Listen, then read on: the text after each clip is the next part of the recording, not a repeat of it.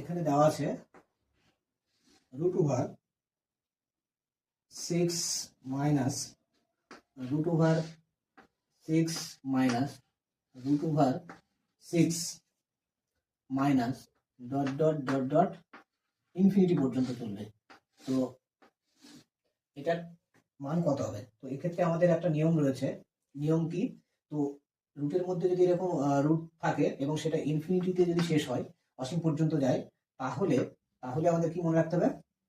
তাহলে এই যে সংখ্যাটা থাকবে, এই সংখ্যাটাকে আমাদের হচ্ছে এমন দুটো সংখ্যার গুণফল হিসেবে লিখতে হয়। কি লিখতে হবে?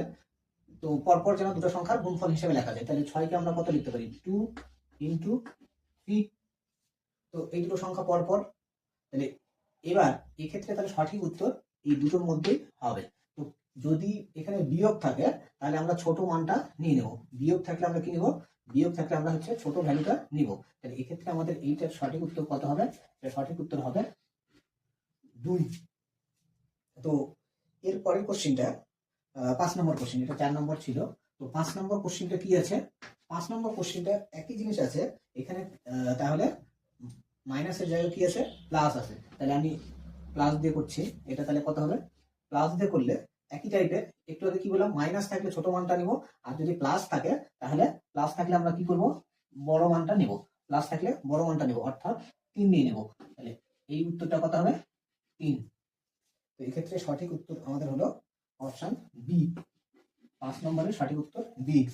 তো নেক্সট 6 নম্বর কোশ্চেন। 6 নম্বর কোশ্চেন দেখো কি বলা আছে। আমি কোশ্চেনটা লিখছি। √3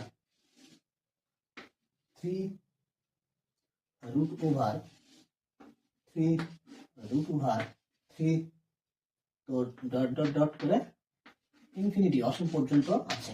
তো এটার মান কি হবে? তো এক্ষেত্রে আমাদের হচ্ছে নিয়ম মনে রাখতে হবে।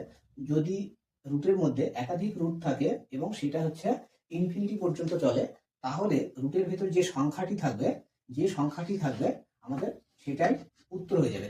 তাহলে এক্ষেত্রে রুটের মধ্যে কত রয়েছে? 3 আছে। দেখতে হবে সবগুলো যেন সেম আছে কিনা। সেম আছে, সেম সংখ্যা। তাহলে এক্ষেত্রে সঠিক আনসার 3 হবে। তো এক্ষেত্রে তাহলে আমাদের অপশন কোনটা হলো? অপশন হলো এ নাম্বার অপশন। হলো।